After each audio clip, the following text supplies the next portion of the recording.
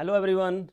Today we are going to discuss the procedure which calculate the number of bonds in the carbonyl clusters कि किसी भी carbonyl compound में bonds कितने हैं, means metal bonds कितने हैं, वो हम आज कैलकुलेट करने का एक पूरा स्टेप वाइज देखेंगे. ठीक है, तो उसमें स्टेप 1 जो है, और एक और बात याद रखना कि it is applicable to low nuclearity carbonyl clusters. अब ये लो न्यूक्लियरिटी का मतलब क्या है? ऐसे कोई भी कार्बोनिल क्लस्टर्स जिसमें जो नंबर ऑफ मेटल एटम्स हैं they are either less than or equal to 4, या तो 4 से कम होंगे या मैक्सिमम 4 होंगे, तो उसको हम लो न्यूक्लियरिटी कार्बोनिल क्लस्टर बोलते हैं. और इससे हायर हो तो उनको हम हाई न्यूक्लियरिटी कार्बोनिल क्लस्टर बोलते हैं. ठीक है, तो ये प्रोसीजर किसके लिए है? Only for LNCC. तो स्टेप 1 जो है, स्टेप 1 क्या है? We have to calculate the total valence electrons on central metal in the compound. ठीक है, से इट एज A. और कैलकुलेट कैसे करना है?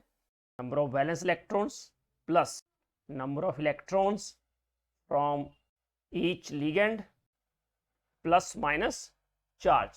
That means if there is a negative charge we add that many number, or if it is a positive charge we subtract that number. Okay, then second step is we have to subtract A from n into 18. Now what is n? That I already write. N is number of metal atoms in the compound, और उसको हमने बोल दिया say it as B. So B is equal to n into 18 minus A. Okay, तो ये step 2 हो गया अपने. Now step 3 is number of metal bonds in the complex B by 2. Now step 4 जो है वो क्या बताता है हमें कि how many number of electrons are there per atom. तो number of electron per metal, say it as C, that is equal to A by N. If C is equal to 18, that means there will be no bond. और अगर C आता है 17, that means there is 1 bond. if C is 16 तो there are 2 bonds. और C आता है 15 तो इसका मतलब there are 3 bonds. और 14 आता है तो there will be 4 bonds. ठीक है, तो ये आपको याद रखना है, बस 4 step. So let us apply this formula to different metal clusters. Okay, Mn2CO10. सबसे पहले क्या निकालना है? Total valence electrons denoted by A. तो स्टेप 1 में A निकालने के लिए आपको पता है कि जो मैग्नीज है उसमें वैलेंस इलेक्ट्रॉन कितने होते हैं? इसकी इलेक्ट्रॉनिक कॉन्फ़िगरेशन होती है 3d5 4s2. इसका मतलब इसमें वैलेंस इलेक्ट्रॉन होते हैं 7. अब देखो इन तीनों में वैलेंस इलेक्ट्रॉन तो सेम ही होंगे ना. ठीक है, चाहे मैग्नीज है, टेक्नीशियम है, रेनियम है. ठीक है ना, तो कितने मैग्नीज है? 2. तो 2 into 7. और CO तेरा 10 CO. ठीक है ना, 10 CO और एक CO कितने इलेक्ट्रॉन प्रोवाइड करता है? 2, है ना. न्यूट्रल है तो उसके बाद कुछ नहीं आएगा, मीन्स ये हो गया 14 और प्लस 20, 34 हो गया A. ठीक है ना. अब after getting A now we have to calculate B. अब B के लिए क्या फॉर्मूला था कि जितने एटम्स हैं मेटल एटम्स उसको 18 से मल्टीप्लाई करो माइनस A. तो A कितना है? 34. तो 36 माइनस 34 मीन्स 2. तो B आ गया 2. तो फिर आपको निकालना है क्या था? Number of bonds. तो नंबर ऑफ बॉन्ड्स जो हैं, देखो फर्स्ट, सेकंड और ये थर्ड. बॉन्ड्स क्या है? B by 2. तो इसका मतलब 2 by 2 तो इसका मतलब 1। इसका मतलब इस क्लस्टर में टोटल नंबर ऑफ बॉन्ड्स कितने हैं? 1। ठीक है ना। और उसके बाद नेक्स्ट स्टेप क्या था? C equal to A/N। तो A कितना है? A है 34 और N है 2। तो इसका मतलब क्या आया? 17। तो अभी किया था हमने, अगर C हो 18 तो नो बॉन्ड, अगर C 17 आए तो इसका मतलब देयर इज 1 बॉन्ड पर एटम, पर मेटल एटम जो है 1 बॉन्ड है। ठीक है, तो उसके बेस पे हम इसका स्ट्रक्चर लिखते हैं। बहुत अच्छा फॉर्मूला है ये, बट लिमिटेशन है वो ये है कि ये नहीं बताता है कि जो CO हैं, कार्बोनिल ग्रुप्स हैं, वो ब्रिजिंग है या टर्मिनल है। ठीक है, बट एनी हाउ हमें ये पता चल गया कि मेटल मेटल के बीच में एक सिंगल बॉन्ड है। टोटल स्ट्रक्चर पता नहीं चलता है हमें, बट ये क्लियर हो जाता है कि मेटल मेटल के बीच में एक सिंगल बॉन्ड है। ठीक है ना। नाउ नेक्स्ट सेकंड इज, ये आप खुद ट्राई करना। ठीक है ना। Fe2CO9। तो Fe2CO9 में first step A find out करो। आपको पता है आयरन का जो इलेक्ट्रॉनिक कॉन्फ़िगरेशन है दैट इज 3d6 4s2। अब देखो ये तीनों में number of valence electron same ही होंगे, मीन्स 8 वैलेंस इलेक्ट्रॉन आ गए 8। तो 2 इंटू 8 प्लस 9 इंटू 2, तो कितना हो गया टोटल? टोटल हो गया 18 प्लस 16 34। अब फिर क्या निकालना है? बी के लिए क्या फार्मूला था? n इंटू 18 माइनस ए। तो n कितना है? n means number of metal atoms. 2 into 18 minus 34, again it is 2, वापस 2 आया। तो नंबर ऑफ बॉन्ड्स क्लियर हो जाएंगे यहाँ से, क्योंकि नंबर ऑफ बॉन्ड्स जो हैं that is equal to B/2, that is 2/2 means 1। तो यहाँ भी मतलब आयरन, दो आयरन के बीच में एक बॉन्ड है। ठीक है, और फोर्थ क्या था? C। तो C is equal to A/N means 34/2, that is 70. That means there is only 1 bond, means जो है, ठीक है, वो कितने बॉन्ड बना रहा है? 1 बॉन्ड पर मेटल। ठीक है, अब इसका जो स्ट्रक्चर है इट इज स्लाइटली डिफरेंट, और स्ट्रक्चर है इसका, देखो ये तो क्लियर इससे हो रहा है कि मेटल और मेटल के बीच में there is a single bond. ठीक है, वो इस फॉर्मूले से क्लियर हो रहा है। ठीक है, और बाकी जो है there are bridging bonds, CO 3 CO bridging है। ये इस फॉर्मूले से क्लियर नहीं होता है, याद रखना। ठीक है, CO टर्मिनल है या ब्रिजिंग है, दैट इज नॉट कैलकुलेटेड और determined by this formula, but इस फॉर्मूले से सिर्फ इतना सा क्लियर हो रहा है कि बॉन्ड्स जो हैं कितने हैं। ठीक है, और हर मेटल ने कितने बॉन्ड बनाए हैं। ओके, नेक्स्ट चलो CO2 CO8, चलो आप भी साथ साथ ट्राई करो। तो first step, calculate total valence electrons. A equal to 2 into CO की इलेक्ट्रॉनिक कॉन्फ़िगरेशन क्या होती है? 3d7 4s2, valence electronic configuration है ना। तो इसका मतलब 2 इंटू 9 प्लस 8 इंटू 2, क्योंकि हर CO 2 इलेक्ट्रॉन कंट्रीब्यूट कर रहा है, 8 CO है और 2 कोबाल्ट है, तो 16 और 18, अगेन इट इज 34। वो सारे 34 ही आ रहे हैं अभी तक। देन बी क्या था, n इंटू 18 और minus a, again it is 2। तो नंबर ऑफ mm बॉन्ड्स जो हैं कितने हो गए, b/2 means 1। c equal to a/2 means a/n, तो 34/2 मीन्स 70। अगेन क्लियर कि देयर इज 1, 17 आया ना, तो 1 mm बॉन्ड पर एटम।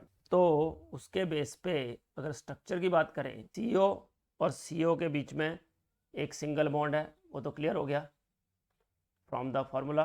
अब याद रखना इसमें, ये स्ट्रक्चर मैं आपके मीन्स नॉलेज के लिए बता रहा हूँ, ये इससे क्लियर नहीं होते हैं कि ब्रिजिंग कितने हैं और नॉन ब्रिजिंग कितने हैं, टर्मिनल कितने हैं, है ना।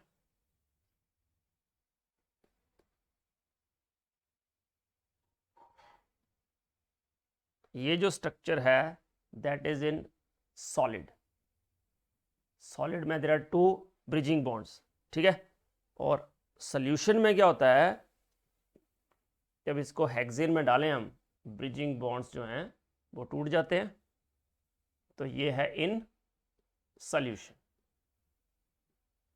याद रखना सॉल्यूशन में ब्रिजिंग नहीं होता बॉन्ड, और सॉलिड स्टेट में ब्रिजिंग बॉन्ड्स होते हैं। मतलब इसको हमें अगर रिप्रेजेंट करना हो तो ऐसे लिखेंगे, mu 2 CO twice CO2 and CO6। Okay, next one Fa3CO12। चलो फोर्थ एग्जाम्पल। अब आयरन हो गए 3, Fe3CO12।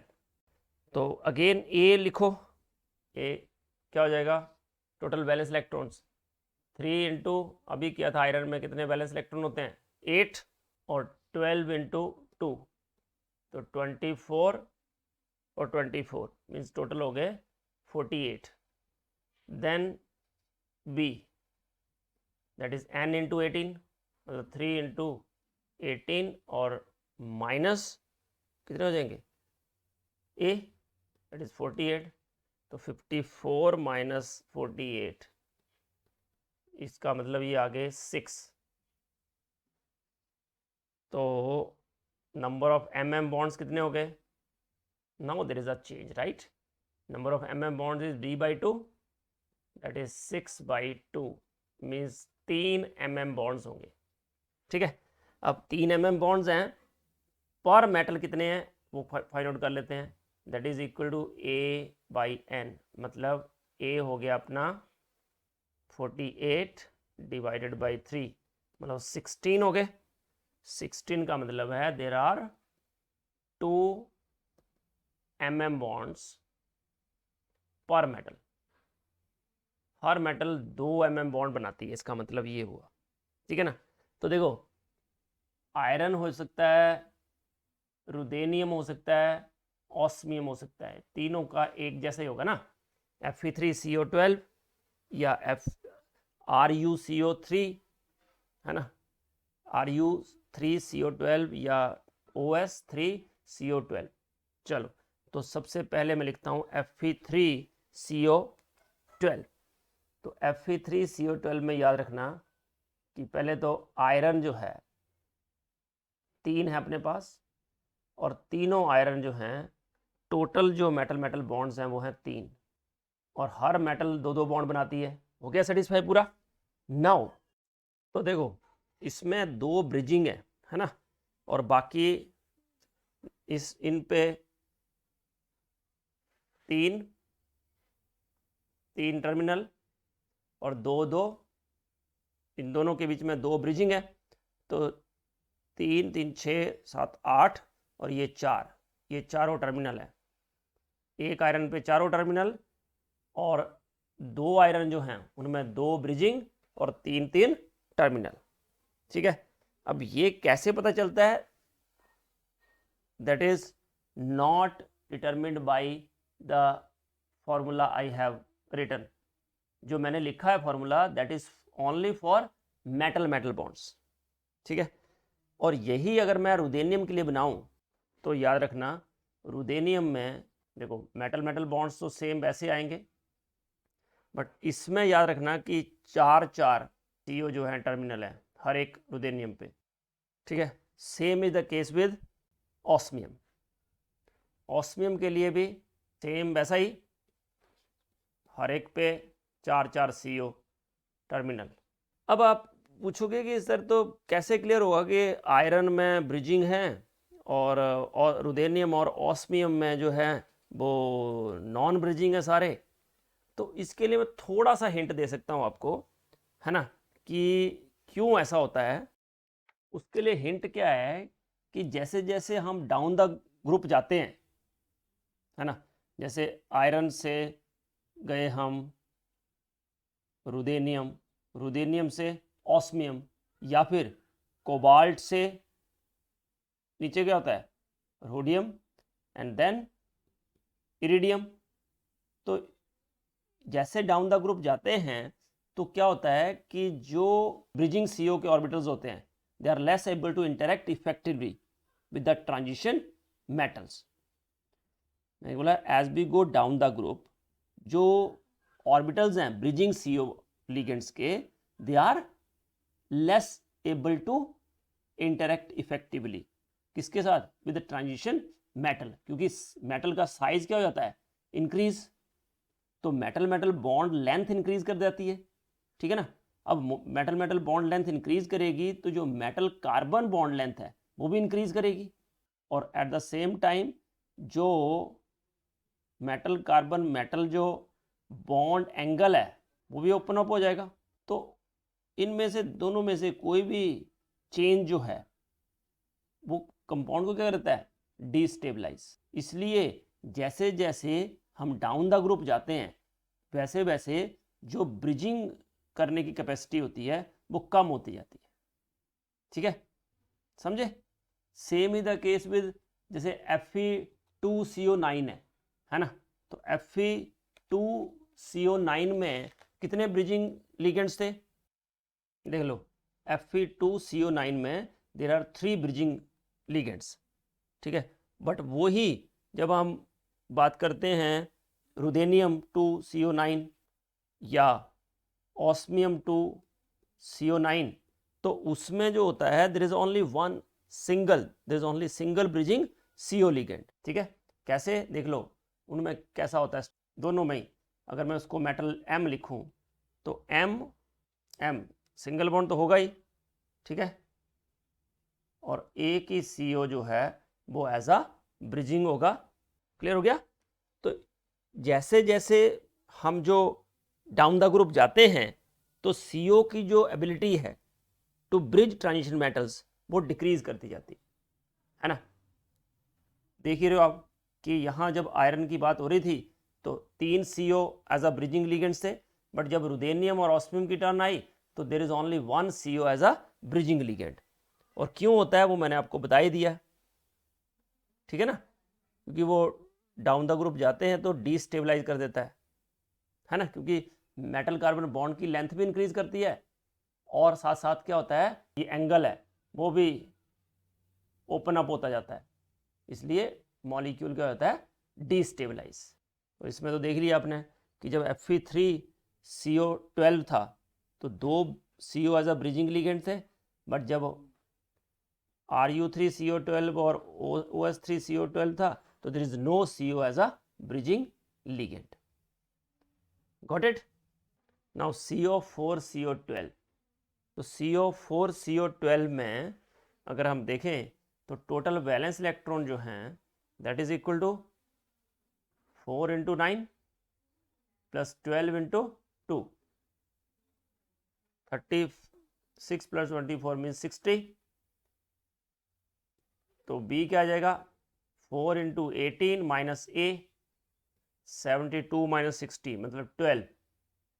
तो जो नंबर ऑफ MM बॉन्ड्स हैं that is equal to B/2, मतलब कि 6 मेटल मेटल बॉन्ड्स हैं, there are 6 metal metal bonds. तो पर एटम भी देख लेते हैं। सी क्या होता है, A/N, मतलब 60/4 15। तो 15 से 16 17 18, दैट मीन्स यहाँ 0 था, 1 2 3। इसका मतलब यहाँ पे कितने होंगे, 3 mm बॉन्ड्स पर मेटल। टोटल 6 होंगे और पर मेटल जो है देयर आर 3 mm बॉन्ड्स। तो let us right the structure. तो देखो CO 4 हैं, तो 4 कोनों में लिख देते हैं, ठीक है। अब एक एक बॉन्ड बना दिया सब में, ये बॉन्ड बना दिया। तो हर मेटल ने कितने बॉन्ड बना लिए, ने कितने बना दिए, 3। इसने भी 3, पर इन्हें दोनों 2 ही बनाए, तो ये इधर। तो अब इसके भी 3 हो गए और इसके भी 3, और टोटल 6 हो गए। 6 हो गए ना। देखो 1 mm बॉन्ड, दूसरा, तीसरा, चौथा, पांचवा और छठा। तो 6 हो गए mm बॉन्ड्स, और हर मेटल के 3 हो गए। Got it. और आफ्टर गेटिंग दिस, अब बचे CO। तो याद रखना कि इसमें 3 CO ब्रिजिंग होंगे मेटल मेटल के बीच में, ठीक है। और यहाँ 3 CO, और बाकी सब में 2 जिन्होंने ब्रिजिंग बनाए हैं उनमें 2 पूरे हो गए। 3 1 2 3 4 5 6 7 8 9 और 3 12, ठीक है। अब ये तो हो गया CO4 CO12, बट यही स्ट्रक्चर अगर मैं बनाऊं नेक्स्ट, उससे कोबाल्ट के बाद क्या होता है, रोडियम, देन इरिडियम। रोडियम का भी सेम बनेगा, बट इरिडियम की बात करूंगा तो इरिडियम में there is no bridging bonds. Iridium में कोई भी ब्रिजिंग बॉन्ड नहीं होगा। सेम जो रीज़न मैंने बताया आपको कि जैसे जैसे डाउन द ग्रुप जाते हैं तो जो ब्रिज बनाने की एबिलिटी है CO की, दैट गोज ऑन डिक्रीजिंग। क्यों? क्योंकि मेटल कार्बन बॉन्ड एक तो वीक होता जाता है, बॉन्ड लेंथ बढ़ती जाती है, और दूसरा जो MCM बॉन्ड एंगल है वो कर जाता है इंक्रीज, ठीक है, और ओपन होता जाता है वो, ठीक है, इसलिए वो नहीं बनते। Next, mu CO twice, CpRH thrice CO। चलो अब इसमें बताओ मेटल मेटल बॉन्ड्स कितने होंगे। सबसे पहले ए फाइंड आउट करोगे। म्यू CO का मतलब है ब्रिजिंग CO है, पहले ही इंडिकेट कर दिया है। पर ब्रिजिंग हो या टर्मिनल हो, they contribute 2 electrons. Cp means cyclopentadienyl, 3 into 5 plus। अब रोडियम जो है इसी ग्रुप का मेंबर है, इसको ऐसे याद रख सकते हैं, कौन रहेगा आयरलैंड। बस ऐसे याद रखो 3d7 4s2, तो ये अपने आप हो गया 4d7 5s2, और ये क्या हो जाएगा 5d7 6s2, बाकी जो भी हो, ठीक है ना। तो 5 + 9 + 2 ओनली फ्रॉम नेक्स्ट CO। तो टोटल कितने हो गए,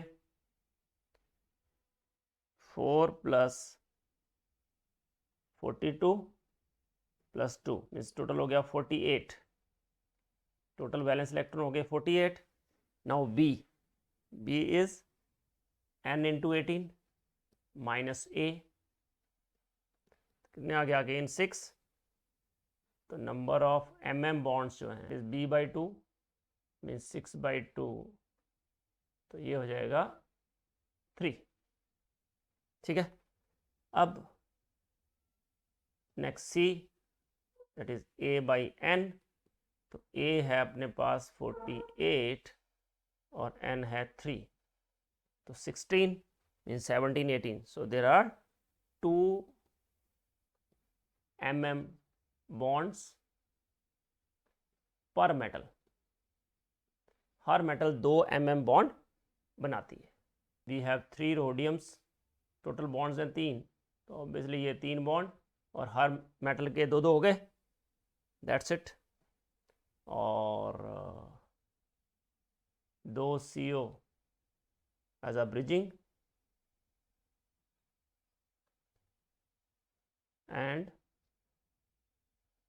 3 CP, we left with only 1 CO as a terminal, that's it।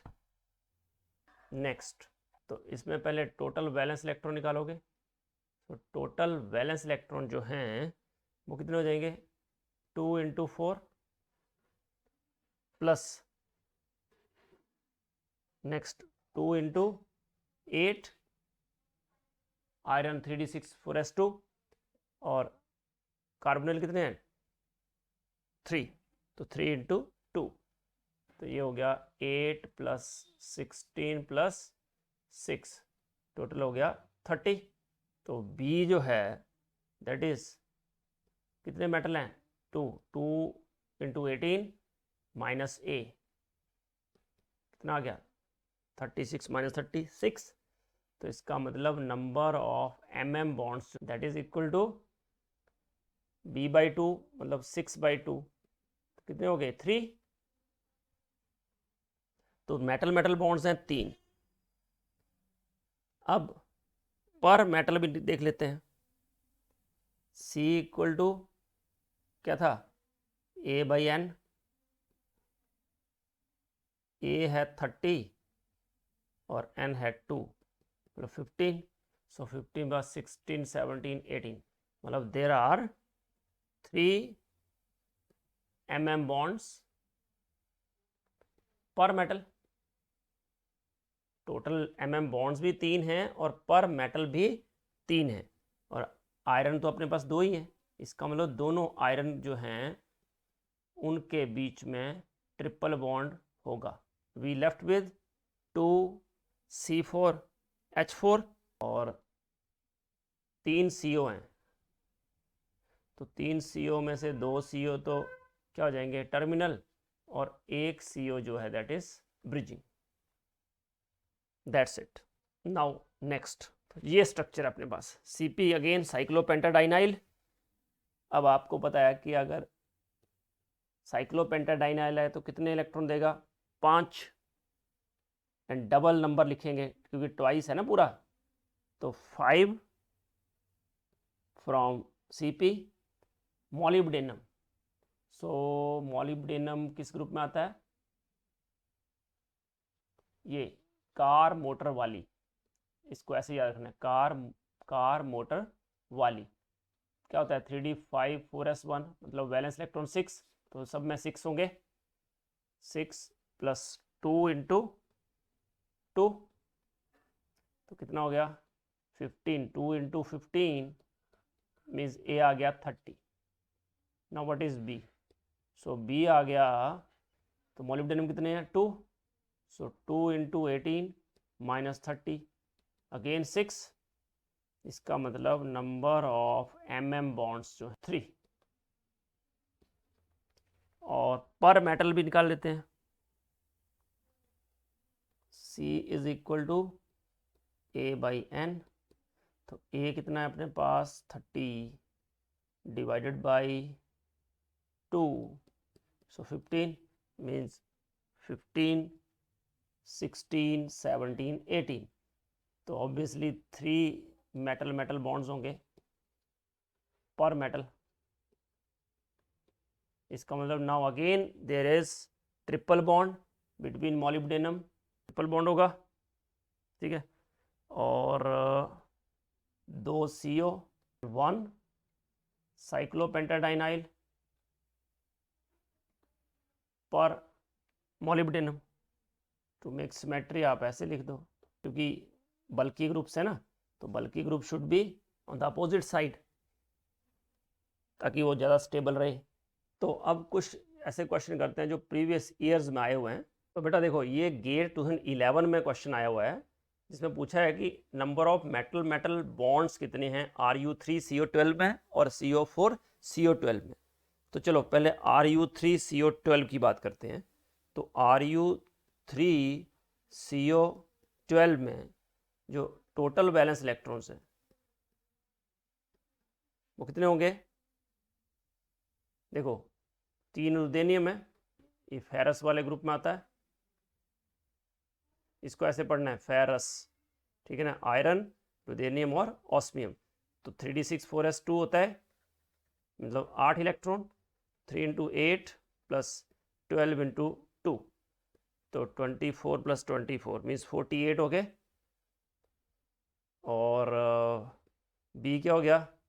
3 × 18 - 48 मतलब 6 आ गया। इसका मतलब mm बॉन्ड्स जो हैं वो हो गए 3।